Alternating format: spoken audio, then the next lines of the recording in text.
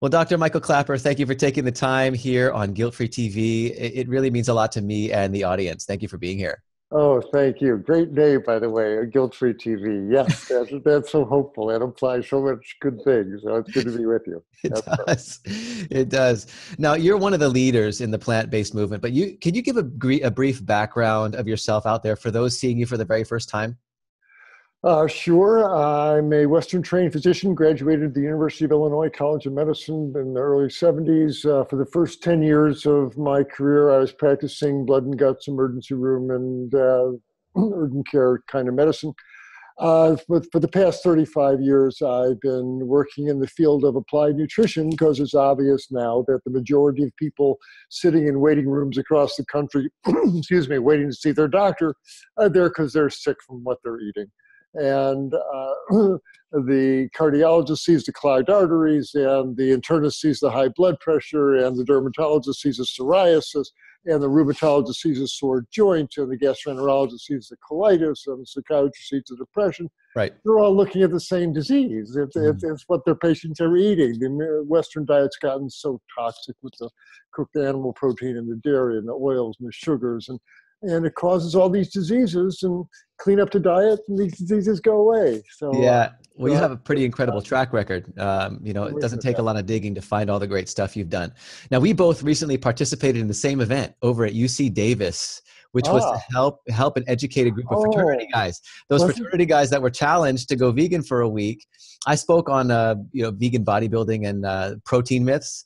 Thank you for doing that. That's so important, especially to that audience. Yeah, and it was a fun time. And when I saw that you were going to be there, I was like, yes, they need to hear this man. So they Skyped me in. I didn't appear. I appeared electronically there, and gave a nice. They had just seen What the Health, and so I showed up for Q&A afterwards. Perfect. And good for them. Good for you. I know. Yeah, it was fun. But how brave of them. And oh yeah, and a lot of seeds got planted, no doubt. That's right. That's right. That's right. That's a wonderful thing. Yeah, well, one of the reasons I connect with you and your message so much is the way that you explain complex things in such a simple manner that it makes information so easy to understand. You're also really passionate and emotional about the healing properties of a plant-based diet, and it really hits home for me, which is why I was so eager to share you with the audience. And the fact that you're emotionally involved with your clients and their progress is really special. I mean, you truly love your work, and it's obvious. So I'm gonna start with a broader question here. With all the advances in medicine and the ability to straighten out sickness with antibiotics or prolong or save life with medication or surgery, how important is diet in all of this based on your decades of experience? Oh my, well, that is such a profound and powerful question, and one could spend hours exploring it. But I'm a big fan of Western medicine, and no question, if someone's got a bad pneumonia, I'm going to give them intravenous antibiotics. Right. And if I get in a motor vehicle accident, get me the best high-tech orthopedic surgeon you could find to fix me up. Yep. And so it certainly has a place for acute medicine, and it's done a lot of wonderful things, hip replacements and cataract surgeries. They're godsends. That said, the majority of people suffering from the common Western diseases, the obesity, the clogged arteries, the high blood pressure, the diabetes, and all the inflammatory conditions of joints and skin, etc.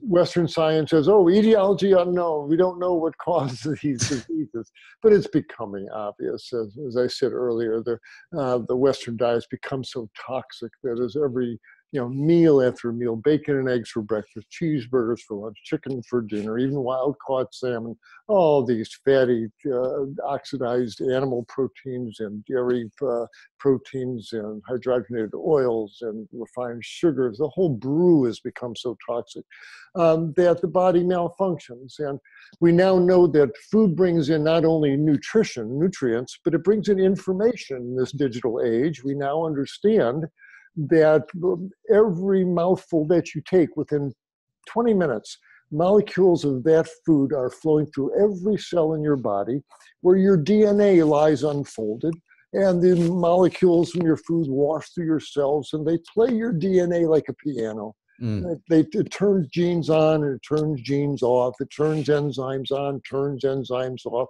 Every meal changes us on a genetic, molecular level. The science is called nutrigenomics, and it's how our food turns our genes on and off. Wow. And Hippocrates was right on a level he couldn't have begun to understand, but let food be your medicine. Now I'll say, Yeah. diseases, many of them are induced by how our food changes us on a very profound chemical and biological level.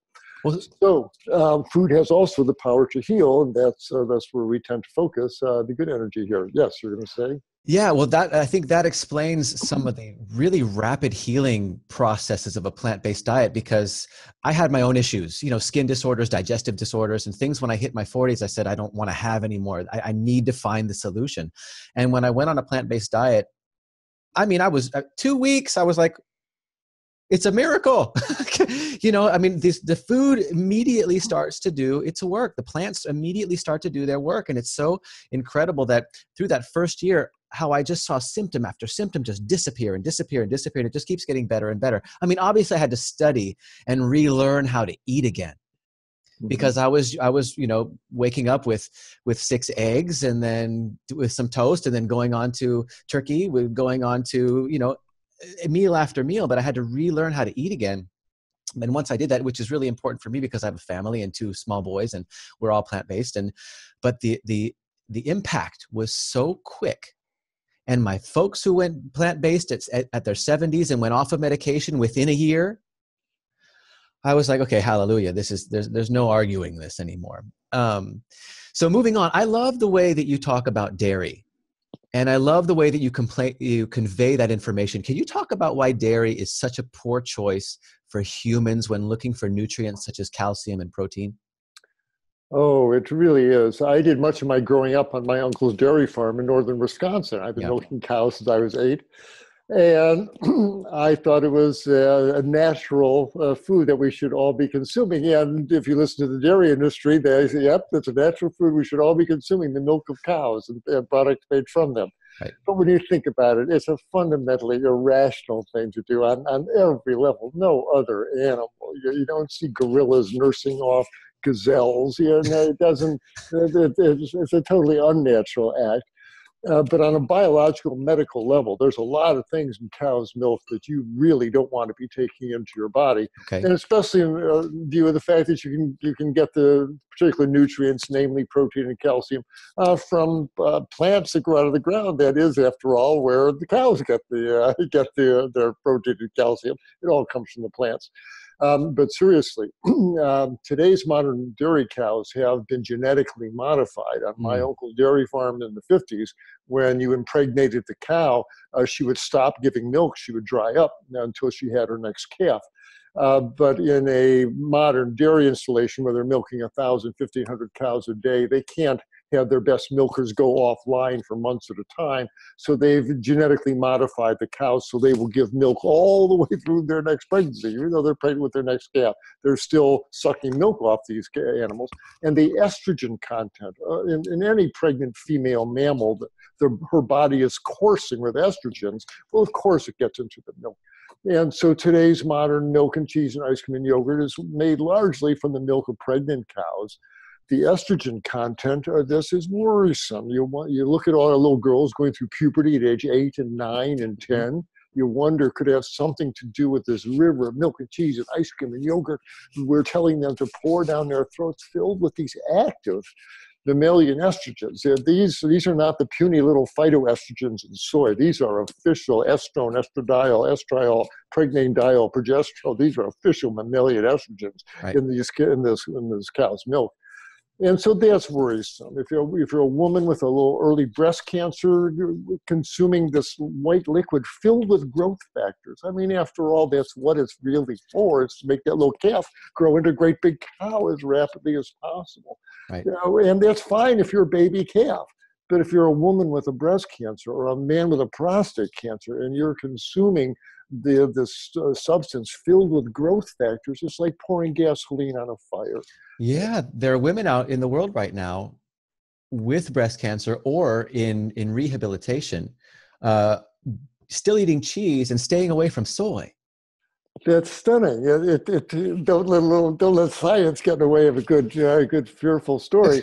But the truth is that the soy is protective against breast cancer. The phytoestrogens, which are molecules that are just vaguely shaped like actual mammalian estrogen, when we consume them, they block the receptor sites that the real estrogen would be trying to get into that would drive cancer growth. The women who in the countries that consume soy products have lower breast cancer rates.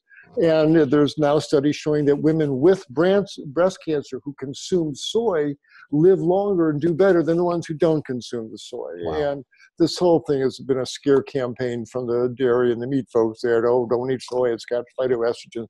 The truth is they're benign and actually protective. No one's saying eat 2 pounds of tofu and drink 6 quarts of soy milk a day. Right. But all the anxiety that's been ginned up around the phytoestrogens really is unwarranted. I'm really glad you brought that up, and especially also about the hormones that are raging inside of a pregnant cow when she's giving milk. I was in Costco the other day, and I saw this big stack of protein drinks.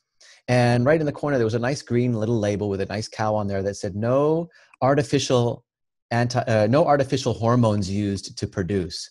And I went, oh my gosh, what a tactic. I mean, I instantly caught that. But the general population will look at that and go, great, there's no hormones in my protein. Right. You know, very important. The distinction for your viewers might not, pick that up there. They're saying no hormones used in the production of this milk. So they didn't inject the cows with bovine growth hormone BGH to make her give even more milk. They didn't do that trick, but there was no need. Her body is so full of estrogens that you don't need to use any hormones. There's plenty of them in the milk already. Thank you very much. Right. So you can see the tactics right there on the label. Sure. What are some good sources of calcium and good plant sources, calcium and protein that you like to recommend instead of milk? Right. Well, when you think about it, again, cows are getting the calcium from the green plants they eat. The calcium is in the soil, and the green plants take up the calcium, and that's why we should be consuming big portions of dark green leafy vegetables. It really is important, folks. If you're going to do one thing to improve your diet, increase the amount of greens you eat. Don't go to bed at night so you can look back over your eating day and, oh yeah, I had a big helping of kale at lunch, or oh, a big helping of broccoli at dinner. Once a day, you want a big gazunta helping of something dark and green. It really is important. Right. And twice a day is even better. Big salad, romaine lettuce. So dark and green is really important. Seeds have it. Sunflower seeds, pumpkin seeds, tahini dressing. Tahini, like love that. So that's a nice way to get it in. The multivitamin that I take, everything is very toned down, but it's got 200 milligrams of calcium. I take a little pinch. Do not be taking 1,000 milligrams, 1,500 milligrams of calcium here for any reason. But glad if someone wants to take a glass of calcium fortified orange juice, that'd be okay too. It's around. But basically, it's in the greens. Eat lots of green stuff and use your bones. Go have a good walk every day. Go to the gym, work out. Let your bones know you love them. Work out those osteoblasts so they'll spin out lots of bone matrix and keep those bones nice and strong. Osteoporosis is not a disease of calcium deficiency. It's basically disuse atrophy of the bones. It's from a sedentary lifestyle, sitting in front of the computer, drinking stuff that makes your bones disappear. Yeah, we'll get into that because I was going to ask that a couple questions from now, so we can just get into it right away. Sure. What's the connection between dairy and osteoporosis, and that people think that milk is going to save their bones? Yeah, there's no question that there's no connection. That's a double negative. But seriously, the dairy industry has been expert. They've been artistic in making that association in people's heads. Well, bones are white, chalk is white, chalk has calcium, bones have calcium. Milk is white, milk has calcium. Therefore, the white milk goes into your white bones to make strong bones so you don't get osteoporosis. And they made that connection. why let some good science get in the way of this lovely kind of fairy tale they spun out? But when you really look, you go around the world, see the people who consume the most milk. Whoa, they must have the strongest bones, right? Wrong. When you look in the Norwegian countries, etc., they consume more milk than anyone. Their fracture rate is just as bad as ours. And in the nurses' health study, the women who consume the most milk had the most bone fractures, and they died earlier from breast cancer, etc. There's nothing magic in the milk of a cow any more than there is the milk of a giraffe. Osteoporosis is not a calcium deficiency. It's not what the disease is. I invite your viewers to go to my website, drklapper.com, doctorklaper.com. Yeah, I'll link that down in the description. Thank you. Hopefully it's all linked. And you'll, under webinars, you'll see healthy bones. And if you watch my Healthy Bones video, you'll see that the cells that we need in our bones to keep our bones strong, the osteoblasts that spin out new bone, the thing that makes them spin out new bone is asking them, just like the muscles, to do something. Here's a bodybuilder, he knows the more you use your muscles, the more they hypertrophy and respond. Well, your bones respond the same way. The more you use your bones, the more the osteoblasts spin out bone matrix, bones get strong. Right. But if you stop using your bones, if you're spending 8 hours a day in front of a computer, drinking coffee or soft drinks, and never exercising, never get out in the sun, never carrying any weights, never doing anything physical, just like your muscles will atrophy, they'll turn into guacamole, your bones will atrophy as well. They will turn into styrofoam. And that's what osteoporosis is. The osteoclasts in there eat up the bone matrix. The osteoporosis is largely disuse atrophy of the bones. It's not a calcium deficiency. And taking calcium tablets is not to magically make bones matrix appear anymore than a bodybuilder can eat a big steak and then say, oh, my muscle's bigger now. I ate somebody's muscle. Good point. It doesn't work like that. You got to go use those muscles and they get bigger. You got to use your bones. Take a walk every day. Maybe get a little weighted vest. Take a little 5-pound hand weight in each hand. You do that for a half hour every day, and you watch those bones get stronger. That bone density go up for the right reason, not by taking pills or supplements, whatever. So now you can see drinking the milk of a cow is not going to make new bone matrix appear in your bones. That's not what the disease is, and people shouldn't be seduced by that advertising gimmick. Okay. Well, what about type 2 diabetes or adult onset diabetes? Is there any correlation between dairy and diabetes, or is it mostly the animal protein and animal fat? Well, we're getting into fairly subtle biochemistry, but in the end, as well as human nature, we can drill down on the various components of the dairy products as far as individual protein probably doesn't play a big role in type 2 diabetes. The fats might, and the ice cream and the cheese may well clog up insulin receptors and make the person more insulin resistant. Okay. No question that will would increase glucose levels. But just tying into human nature, if they're dairy eaters, then that often translates as sitting on the couch with a bowl full of nachos or a round of Gouda cheese and eating a lot of fatty stuff along with a bunch of junky sugars. Then the person's going to wind up obese. And now once you're obese, that certainly does set you up for diabetes. There's a number of ways that fat tissue on the abdomen makes one diabetic. So it's a kind of a three-way bank shot. But yes, the dairy products certainly can contribute to diabetes. Yeah, it was kind of like what you were mentioning earlier about the cocktail of things in all together. So if you have ice cream, you've got a lot of stuff in there. You've got saturated animal fat, you've got tons of sugar, you've got artificial ingredients, you have all these things contributing to basically obesity and sickness. So absolutely, all kinds of stuff could come out of that. Mm-hmm. So I'm a father of 2 young, beautiful plant-based boys, and we wouldn't dream of giving them cow's milk or products made with cow's milk. What do parents need to know out there that are still feeding their kids cow's milk and ice cream and cheese and yogurts and cottage cheese and and so forth? Well, first of all, I commend anyone who's taken on parenthood in a responsible manner, and that's a brave thing to do, literally, to set up your course of your life to have little ones and nurture them and protect them. That's a brave move. Well, what else is now being asked, to calling upon your bravery, is to step out of the idea that growing children need milk, they need their cheese and ice cream, they need them for their bones. Yeah, it takes some bravery to step through that and say, well, wait a minute. The majority of children growing up around planet Earth are not consuming milk, cheese, ice cream, yogurt. There is no refrigeration out in the Sahara or whatever, and yet they grow up big and strong. Humans, as I said, have no more need really for the milk of a cow than they need the milk of a giraffe. You can, the children should be human breastfed or some artificial formula. We can get into that if you want, till age 6 months. And once they start chewing on the nipple and it's obvious that it's time for solid food, then you start introducing the applesauces and then blended squash. And then you move into the more protein-dense bean spreads and nut butters, etc. And you get these kids on solid food. You can and they'll get all the protein they need. There's lovely now vegan infant formulas they're not dairy based. Nice. Easy to get them through those first couple of years, and then they're just eating regular food, and they grow up big and strong and tall. I have enough gray hair in my beard to test. I've now seen 3 generations of vegan children. I delivered a whole bunch of them myself. Grow up into these tall, strong, healthy, lovely people. Even though their parents are told that baby's going to be, scrawny and growth deficient.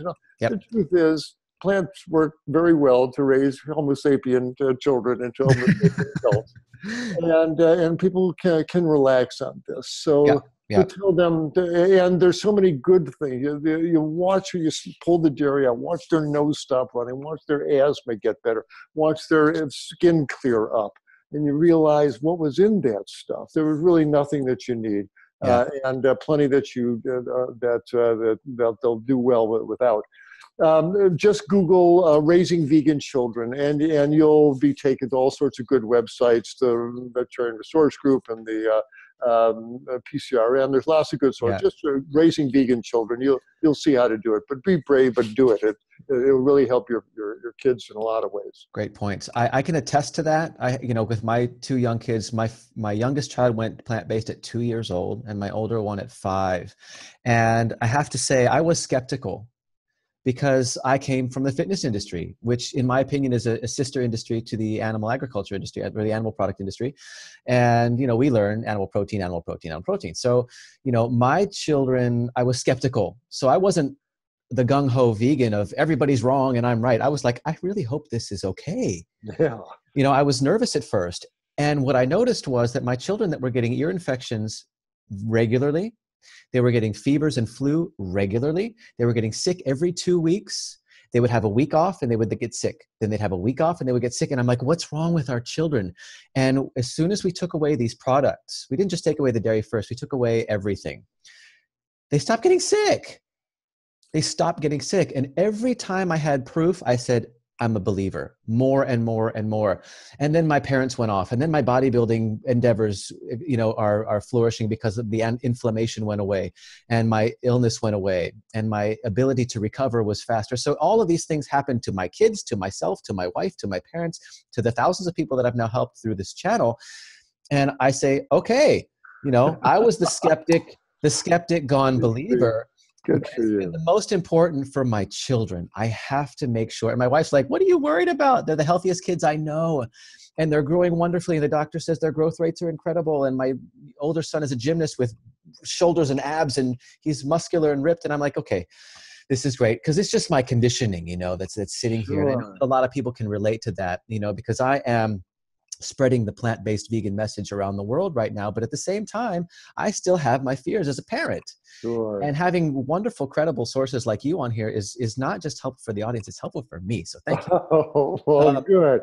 Oh, Jeff, that's such a wonderful testimonial you gave. And that's going to help so many people to can gain confidence that this is an absolutely reasonable thing to do. And now you know why I'm the happiest doctor I know, because my patients get healthier, doctor. You know, you see it in your patients too. You're That's wonderful. Really helping lots of folks. It's really great. There should be a system in place where you get paid if your clients do not come to you anymore. Yeah, indeed.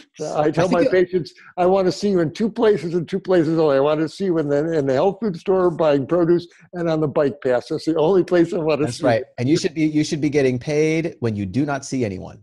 Absolutely. I agree. I think there was a system like that in Asia at one point. There was, yes. You pay the doctor while you're healthy and you stop paying him when you get sick. Wow. And motivates the doctor to keep you healthy. That's right. A crazy idea. So for those out there that don't know and think that milk is cruelty-free because the cow isn't being killed, can you shed some light on the process of what I like to call from udder to butter?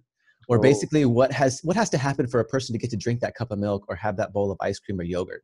Oh, thank you, Jeff. We've become so disconnected from where our food comes from that people with the dairy industry advertising, when they think of where does my cheese and milk come from, they think of the happy dairy cow in the barn happily giving milk, like it's a natural thing to do. No, it's not. There's only one reason that big mammal is in that barn giving milk. Like every other mammal, she just had a baby. In order to keep that milk flowing, you've got to keep making that cow pregnant. And so the cow from the age, when she's as soon as she's able to reproduce, they lock her in a stanchion. It's a very invasive procedure. The breeder comes, puts a big rubber gauntlet up onto his arm there and shoves his arm right up her rectum, all the way up into his shoulder, grabs through the rectal wall, grabs her cervix, the opening of her uterus, and then with his other hand takes this big long tube of bull semen, slides it into her vagina, up into the cervix, gets in there, squeezes the bull, the squirt of bull semen comes out. Takes out his arms and hands, and she conceives. Now she's pregnant. She carries a calf for 9 months, just like a human mother does. She gives birth to that calf, a 65-pound baby. Can you imagine? Wow. It's a painful thing to watch, I'll tell you.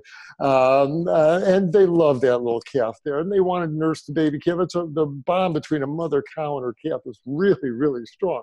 But to the farmer, to my uncle, that newborn calf is the enemy. It's sucking up my uncle's profits. He wants that milk to send it off to the dairy. And so within no more than 48 hours, often just within 24 hours, that baby calf is taken away from the mother, put into a pen, usually in the same barn. And I squat down and put on the milkers and start milking the cow to take that milk. The most painful auditory memories I hold in my head are the sounds of a mother cow locked up in that stanchion, her newborn calf 10 yards away in the veal pen.